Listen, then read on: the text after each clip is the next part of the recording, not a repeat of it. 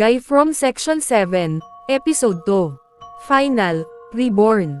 Isinulat ni Henry Jen Estan. Patuloy peren namin naririnig yung mga yapot ng babae na siya ding nagpapatuloy peren na naghahanap sa amin. Napasilap pa kami noong makita naming bumalik na sa normal yung kamay ng babae. Hindi ba advantage iyon para makatakas kami? Hindi talaga ako makapaniwala sa mga ganap na ito. Noong isang araw lang masaya kami na magkasama ni Harlem Jade sa normal na araw namin, ngunit ngayon hindi ko na lang talaga masabi. Napatingin pa ako kay Harlem. Mabilis siya na tumayo at sa kanya ako pinapalayo mula sa kanya. Muli niyang sinasabi na magtiwala sana ako sa kanya, saka ko na lamang nakita noong alisin niya yung gloves niya na nakasuot sa mga kamay niya, nang biglaang mag-glitch ito at sa kanya iyon itinapat sa babae. Na ngayon mabilis na napaharap sa kanya, nang lumabas siya para magpakita at bago pa man tila bumalik muli ang kamay ng babae sa pagiging armas ay may kung anong lumabas na kakaibang electronic waves o para bang malakas na kuryente mula sa kamay ni Harlem para tumalsik lang naman ang babae ng napakalayo. Sobrang lakas ng impact noon na tila kahit malayo ako sa kanya, parang may energy na dumaan sa akin noong mangyari iyon. Huwag kang makikialam. Hayaan mo akong tapusin siya. Sigaw pa ng babae bago siya tumalsik noon. Seriously, nasa isang film ba ako?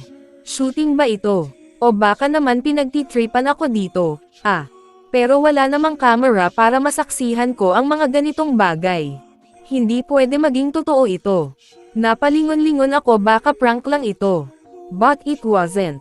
I was on shock. Harlem, what was that?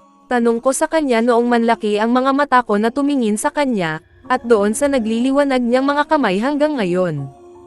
Halika na. Mabilis siyang lumapit noong susubukan niya akong hawakan. Huwag mo ako hawakan. Sambit ko, nang hawakan niya ako pero mabilis kong inalis iyon sa paghila niya sa akin, na para bang takot na ako na mahawakan niya dahil sa kung anong merong nasa kamay niya. I'm sorry pero aalis na ako, tugon ko sa kanya noong talikuran ko pa siya dahil aalis na ako.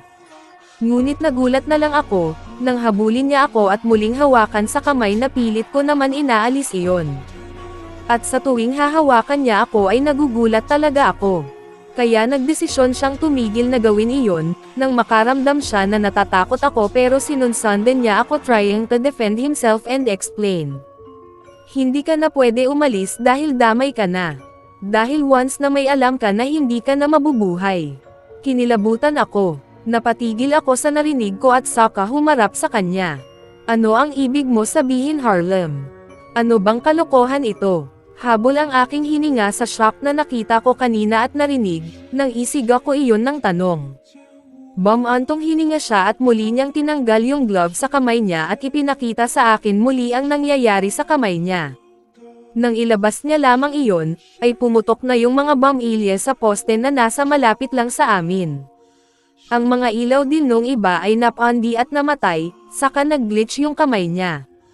Ito yung typical na glitch na parang may kuryente. Hindi ko masabi-sabi sa'yo ito, dahil papatayin ka nila. Pero heto ang totoo. Isa ako sa kanila sa Section 7, sambit niya.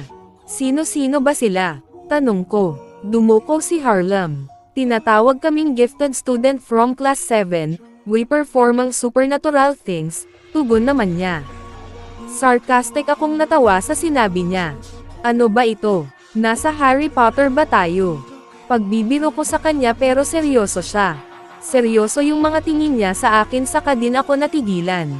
Ang totoo, wala talagang nakakaalam sa panukala ng taong may hawak sa amin kahit ako noong una hindi ko alam na tataglayan ko ang ganito, akala ko talaga isa siyang gift pero dahil dito maraming namamatay, para itong isang madilim na sumpa sa akin.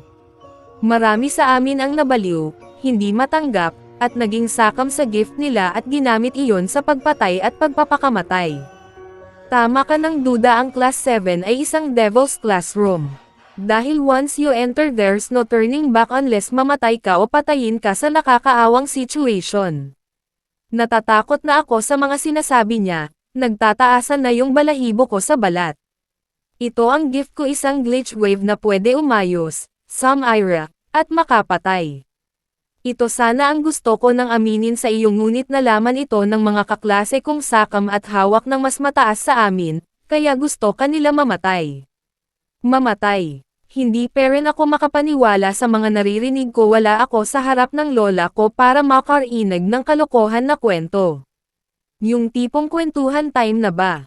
Ngunit ito na ang matagal ko nang gustong malaman tungkol sa Section 7. Naiintindihan ko na nabiktima sila ng kasakiman at nais lamang ng kalayaan. Pero bakit ngayon nalaman ko na ang mga ito parang Daiko nagugutuhan marinig pa? Aalas na ako, ayaw makita pa, sambit ko sa kanya, pinilit ko lokohin ang sarili ko na hindi ito totoo. Patawarin mo din ako, rinig kong bulong niya noong pagkatalikod ko ay nasa harap na pala kami ng building ng Section 7. Gulat na gulat ako sa nangyari, mabilis ako na napatingin kay Harlem. Papaano? Paano nangyari ito? Tanong ko. As what I said, Mari, there is no turning back unless mamamatay ka, salita niya, nang malalakas na dalandong at pagsabog ang maririnig. Noong makita ko ang pagbabago ng presensya ni Harlem. Mula sa likuran ni Harlem nagpakita ang isang lalaki na maaring siya ang may pagkana nitong nakapagpadala sa akin sa harap ng building, at sa kasamadidilim na sulok o bahagi ng bawat kalsada ay siya ring paglabas din ng mga tila nakauniforme na estudyante. They are the students from Section 7. Ang sasama ng mga tingin nito, at para silang mga nakakatakot na kulto. Sabi namin sa iyo, hinding-hindi kanya matatanggap, salita ng isa. Kaya dapat tapusin mo na siya. Dagdag din ng isa pa. Patayin mo ang babae na iyan, o kami ang papatay, sabay-sabay na sambit nila na parang robot kung makapagsalita. Nakakatakot talaga sila, hindi lamang sa kung ano ang pwede nilang gawin, kung hindi pati na rin sa pag-aasta nila. Tao pa ba ang mga ito?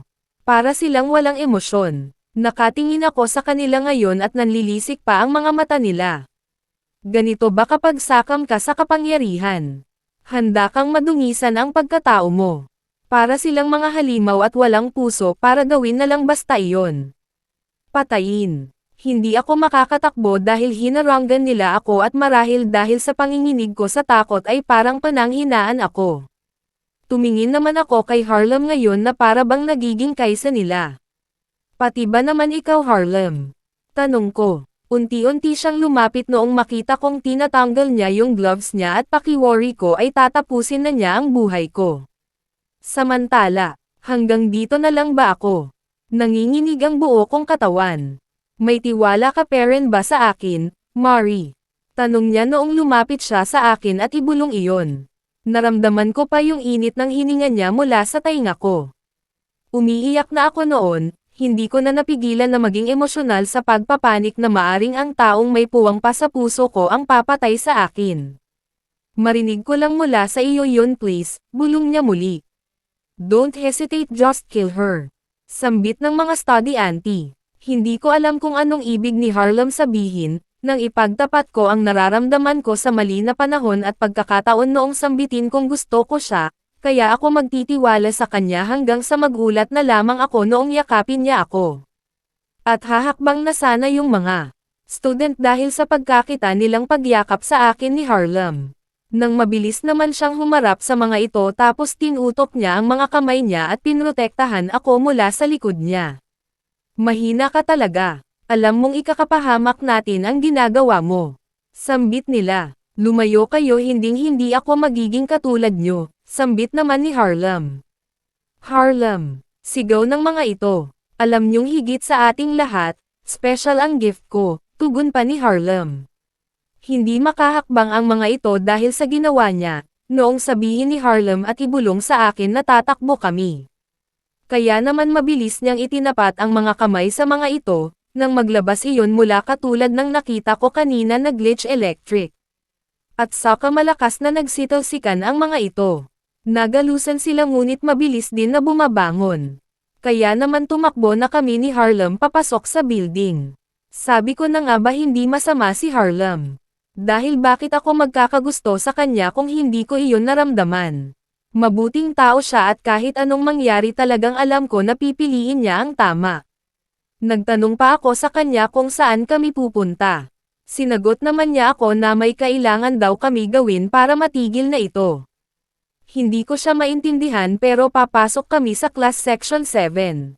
Sobrang dilim pero napakalaki pala ng loob ng building nito at kung ano-anong bagay ang nandoon kung sa normal na klase pisara. Chok ang makikita mo at mga libro dito ay mga makina at hindi ko maipaliwanag na kagamitan. Dito ba talaga nag-aaral si Harlem? Anong klaseng classroom ba ito? Tanong ko kay Harlem. Ipinaliwanag niya na illusion ang nakikita ko ngayon, ngunit totoo. Hindi ko siya magets sa sinabi niyang iyon. At saka daw ang classroom na kinatatapakan namin ay may 5 bahagi ng kwarto. Nagulat ako. Ano? 5. Kaya pala iilan lang sa kanila ang lumalabas dahil kinukulong na nila ang mga sarili nila dito. Ngunit kung titinignan mula sa labas ay napakaliit lang ng gusali. Napaka-mysterious talaga ng Section 7, ngayon unti-unti ko nang nalalaman ang bawat detalye. Ano bang ginagawa natin dito? Ang tanong ko pa sa kanya noong sabihin niyang sisirain niya yung mga makina na sinasabi niyang nagagamit upang mailabas ang gift ng isang tao. May ganoon pala dito. Nagpatuloy lang siya sa paglalakad, nang hindi ko napansin na nawala na siya at parang nilamon ng dilim. Harlem. Hinanap ko naman siya, sobrang dilim, saka ko narinig na bumukas ang isang pinto kaya pinasok ko naman iyon. Nakahinga ako ng maluwag noong nandoon lang pala si Harlem nakatayo sa duluhan tapos nakatalikod mabuti nakilala ko yung hoodies niya. Nakangiti akong pinuntahan siya. Harlem. Tinawag ko siya. Lumapit pa ako para hawakan siya sa balikat hindi ito kumikilos, kaya hinayla ko siya. Nang pagkaharap nito ay laking gulat ko na lamang nang makita ko ang isang mukha ng baboy na nakalabas ang dila at sa mukha pa ng napakaraming dugo na mabilis umagos sa mukha ko. Naitulak ko yon sa gulat, nang bumagsak ito mula sa akin. Napakabigat pa nito. Tulong. Arg. Sobrang daming dugo pa ang umagas para mapalitan ng kulay nito ang suot kong damit ngayon. Halos sigaw lang ako ng sigaw at saka mandiri noong itulak ko iyon at mapahawak pa ako sa bibig ko. Ano ba iyon? Anong kademonyohan ang nagaganap dito? Tanong ko sa sarili ko noong takot akong napatakbo habang umiiyak, nang magulat pa ako nang may kumalabit sa akin kaya napaatras ako. Pero noong makita kong si Harlem lang pala mabilis akong yamakap sa kanya saka pa napaiyak. Bakit mo kasi ako iniwan? Pagrereklamo ko sa kanya pinunasan ang mga mata ko. Ang mga nakita mo, ay ang siyang bagay na kinatatakutan mo, there's a meaning behind it. Pumasok ka sa kwarto ng iyong isipan, salita ni Harlem na tila hindi ko maintindihan, kaya napatingin ako sa kanya. Forget it. Tere na lumabas na tayo dito, nagawa ko na ang dapat kong gawin, nagmamadaling sabi niya nang biglaan niya ako hilain sa kamay. Hindi pa man kami nakakalabas ay magugulat na ako at masis-index sa hindi ko inaasahan na makikita ko. Napakaraming patay, ito ay mga kung sinong bangkay ng student na kung hindi ginilitan ng mga leeg ay pinagsasaksak ang puso. Kalat ang dugo sa buong sahig at lahat sila nanlilisik ang mga mata na parang sa bawat paglakad ko ay sinusundan ako ng tingin. Kinikilabutan ako kaya pinilit kong hindi tumingin at pumikit. Hindi ako pwede magkamali. Sila yung mga student ng Section 7, ngunit ano nangyari? Kanina buhay na buhay pa sila. Anong nangyari bakit patay na sila? Tanong ko sa sarili ko nang mapatigil si Harlem sa paglalakad mula sa harapan ko. Muli nagbago ang presensya ni Harlem, patay na sila kaya huwag ka na mag-aalala na may hahabol pa sa atin na student, di ba nagtitiwala ka sa akin? Pero student parent ang mga yan at may mga mahal sa buhay ang naghihintay. Hindi niya rin naman daw kagagawan ang nangyari. Ngumiti siya ng bahagya. Sa tingin mo, pinatay ko sila. Hindi ko pa siya pinagdudahan noon, kaya sumang-ayon lang ako sa sinasabi niya. Sabay pa nga kaming lumabas sa building at napasunod pa ako sa kanya nang biglang akbayan niya ako at doon naramdaman ko ng ibang tao siya parang hindi siya si Harlem. Habang naglaalakad kami noon ay napatigil siya at ganoon din ako dahil parang wala siya sa sarili na nakatanaw sa kawalan at saka siya biglang humarap sa akin. Nakikita mo ba ang taas ng building na ito? Paano kaya kung itulak kita dyan? Salita niya. Harlem. O kaya naman, hilaitan din kita para makita natin kung gaano kadami ang agos ng dugo mo. Nagsisimula na akong kabahan. Sound interesting, how about both? Mas masaya siguro kung duguan kang mahuhulog sa building. Kailangan mo kasi talaga mamatay, Mari. Tuluyan na akong napaatras at lumayo nang sabihin kong, hindi ikaw si Harlem, salita ko. Of course ako si Harlem, identity niya ang gamit ko at naloko kita, kakatuwa niyang sabi noon, nang sa isang kisap mata ko lamang ay nakalapit na siya sa akin. Samantala, Mari, narinig kong pagsigaw mula sa classroom ng Section 7, nang mula rito lumabas si Harlem na habol ang kanyang hininga at duguan ang ulo. Siya ang tunay na Harlem para hanapin ako. Tinawag ko siya, Harlem. Nang magsimulang hilay ng kung sino man ang nasa tabi ko ngayon ang buhok ko para mapasunod ako sa kanya. Kinaladkad niya ako paakyat sa rooftop at doon sinuntok ako ng malakas sa sikmura, upang patigilan ako sa pagsisisgaw ng tulong. Nang dumating naman si Harlem para subukang iligtas ako, bumalik sa dati ang anyo ng lalaki, at kinalaban niya si Harlem. Nakipagsagupaan siya dito noong pag-awayan nilang dapat mamatay ako. Baliw na yung lalaki. Ang tunay niyan shapeshifter siya at gusto niya lamang pumatay para sa kapangyarihan, isang labis na kapangyarihan. Ngunit sa huli ay ginawala ni Harlem ang lahat para mapatigil ito. Nang dumating sa puntong sabihin ni Harlem sa akin na matatapos na ang lahat, sabay ngumiti siya sa akin. Ngiti na sinasabing magiging maayos na ako, kaya huwag na ako mag-alala. Ang huli kong nakita sa kanila ay parehas silang tumalon mula sa rooftop, noong magulat ako sa nangyari. Itinulak at hinailan ni Harlem yung lalaki para magsugal ng sarili. Nang iyak lang ako ng iyak hanggang sa mahimatay. Hinang-hina na ako noon. Parang isang napakasalimuot na bangungot. Itinaya ni Harlem ang buhay niya para sa akin.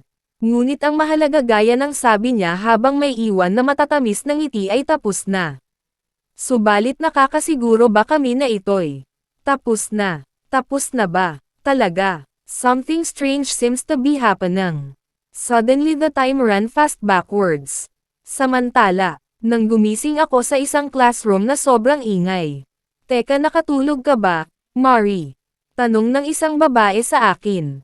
Si Mika pala ito, kaklase ko. Hindi ko nga alam kung bakit parang puyat na puyat ako, ang tugon ko na lamang noon. Epekto yan sa panay pag-iisip mo ng malalim dyan sa Section 7, kung hindi ka lang namin kaibigan lalayuan ka na namin. Kasi masyado ka nang baliw sa section na yan. Ngunit ang nakakapagtaka lang hindi ko alam kung ano ang sinasabi ni Mika na Section 7. Anong Class 7? Nakalimutan mo na agad na obsessed kang alamin kung bakit may namamatay sa classroom nila. Maraming nagsasabi na parati ko daw pinupuntahan ang Class 7 ngunit alam ko sa sarili ko na, kahit minsan wala akong maalala sa sinasabi nila. Kaya may isang araw na ako na mismo ang pumunta sa Class 7, at mukhang normal naman ang lahat. Ngunit nagtataka lang ako sa sarili ko noong makita ko yung mga estudyanteng nakatayo mula sa gilid at tila party ng Section 7 ang nakatingin sa akin at patuloy akong sinusundan ng tingin. Mapuputla sila at nanlilisik kong tumingin, tila kinilabutan ako doon at nakakapandinig balahibo. Parang pamilyar sila pero wala talaga ako maalala na pinuntahan ko na ang building na yan, ito pa lang ang una. Lumipas ang mga araw parang nararamdaman kong may nawawala sa alaala ko na gusto ko maibalik o parang isang tao na inakala ko nga baka nasa mga kaibigan ko lang, ngunit iba. Dahil nga doon naging lonely ako parating mag-isa at malalim ang iniisip. Samantala, pabalik na ako sa klase ko noong gusto ko sana dumaan muli sa building ng Section 7. Talaga bang naging obsessed ako sa lugar na ito? Napatigil ako parang may kung anong naramdaman ako. Hindi ako tinatawag ng kalikasan. Grabe naman. May kung ano lang bigla na parang hangin ang dumaan na nagpatigil sa akin. Parang may kuryente na dumaloy sa buong katawan ko, saka bigla na lang hindi ko namamalayan tumutulo na ang luha ko. Pinunasan ko iyon. May mali talagang nangyayari sa akin. Nagpatuloy ako sa paglalakad noong hanapin ko yung cellphone ko mula sa bulsa ko at bag pero tila nawawala, kaya naman napabalik ako sa library na pinanggalingan ko at baka naiwan ko lang. Pagbalik ko laking tuwa ko noong nandoon lang pala ang cellphone ko sa pwesto ko kanina, kaya agad ko kinuha kaso si ating librarian nagalit kasi kailangan ko muna isauli ang mga libro sa bookshelves. Napatango-tango na lang ako upang sumunod. Nang nasa bookshelf naman ako napatingin ako sa isang black book na tila nakaagaw ng pansin ko, Gifted Student. Ang title nito kaya noong kukunin ko na, ay may kung sino naman ang humawak sa kamay ko. Baka kukunin niya rin yung libro pero nagkasabay lang kami. Tinignan ko siya. Napaharap siya sa akin. Sige ikaw na muna, nakangiti pa siya. Nang mapatigil ako sa nakita ko sobrang pamilyar ng mukha niya sa akin at parang kilalang kilala ko na siya. Pwede naman tayo mag-share, salita ko. Talaga, sagot naman niya at tanong. Hawak ko ang libro nang siya ang mamili ng spot na uupuan, at napangiti naman ako na sa favorite spot ko pa talaga. Ito yung pwesto ko sa tuwing nagbabasa ako. Mukhang naging interested Karen sa book, tanong niya. Maybe. Oo dahil ko lang alam parang pamilyar ang salitang gifted kaya gusto ko sana mabasa. Ikaw. Salita ko. Ganoon din gusto ko din mabasa pero alam ko ang gifted ay tungkol sa mga tao na may kakaibang kakayahan, tugon niya. Dahil ko lang alam pero kada paliwanag niya parang pamilyar din sa akin. Marami talaga akong pakiramdam ngayon na para bang nangyari na. Deja vu daw itong nararanasan ko pero bakit hindi ko maalala? Kung ikaw ba gifted ano gagawin mo? Tanong ko sa kanya. Sandali siyang natigilan. Naging malalim yung hininga niya, noong biglang mapangiti lamang siya. Ayaw ko. Okay na ako sa buhay na normal. Hindi ako mapaghangad ng kapangyarihan o ano man yan. Ayaw ko ng sakit ng ulo. Natawa pa siya. Napangiti din ako. Nag-beep yung phone ko. Nang masira na naman ito at magliwanag yung screen na parang white at nawawala yung application. Bakit ba nangyayari sa cellphone ko ito? Galit na galit ka dyan ah. Tanong naman niya. Wala excuse me yung phone ko kasi naglalako, salita ko sa kanya. Sana all naglalako, tumawa pa siya. Bizet, sambit ko sa kanya. Baka pwede ako tumulong. Kaya ko mag-ayos ng mga gadget, salita niya pa noong ibigay ko naman sa kanya ang cellphone ko at sa kanya iyon mabilis na naayos. Wow naman, reaksyon ko. Ano ba yung kamay mo? Bakit ang bilis? Tanong ko, ngumiti lamang siya. Salamat, sambit ko. Sige, take your time aalis na ako may pasok din ako. Ikaw ba? Tanong niya nung matulala lamang ako matapos niya komandat. Napasunod naman ako sabi ko may pasok din ako pero dahil ko sukat akalain na magkaparehas kami ng daan. Napatigil siya. Napabuntong hininga. Ako nga pala si Harlem Jade Frymon. Napangiti naman ako. Mukhang gusto niya makipag-friend but I feel talaga na matagal na kaming magkakilala. Ako nga pala si, pagpapakilala ko noong maputol ito sa pagsabat niya. Mari Corteza. I know you. Tapos ngumiti na naman siya, para bang napaka-friendly ng taong ito na pati ba naman iyon ay pamilyar sa akin. Napangiti din ako. By the way it's nice to meet you. Nakipagkamay siya sa akin. That spark parang minsan ko na rin naramdaman. Ano ka ba naman Mari lahat na lang pamilyar sa'yo? Hindi mo naman matandaan. Saan nga pala ang class mo? Tanong ko. Secret. Sambit niya. Nang mapatigil kami sa building ng Section 7 at mapatingin siya doon. Sa Section 7 ka, salita ko. Napakunot noo siya. Ganoon ba ako kagwapo at kayaman para bumagay sa special section na yan? Salita niya, sabay tawa. Grabe, ang lakas Medyo makapal ka doon, sabi ko. Natawa pa siya. Hulaan mo kung saan ako. Tanong niya na siya ring sumagot.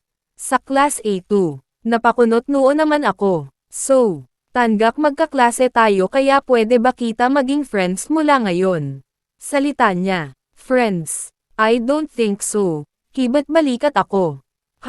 Boyfriends ayaw mo. Rar. Pagbibiro ko. Napangiti siya. Pwede din. Tugon naman niya nang mapatango-tango siya. Apply din pag may time. Salita ko pa. Grabe ka naman. Sabay natawanan pa kami. Para bang hindi ko pa siya nakikita ngunit nakakaganan ko na siya ng loob. Ano nga bang meron sa Section 7 na iyan, at napaka-espesyal? Hindi ko alam kasi kahit na alam ko hindi ko na matandaan. Oo, marami akong hindi matandaan na naging pamilyar sa akin. Sabi nila parang isinilang daw muli ako sa ibang mundo. Sa mundong makikilala ko muli si Harlem. Kaya pala para bang kilalang ko na siya, kasi siya yung love at first sight ko sa bus. Naaalala niya ako, pero siya hindi ko namukan.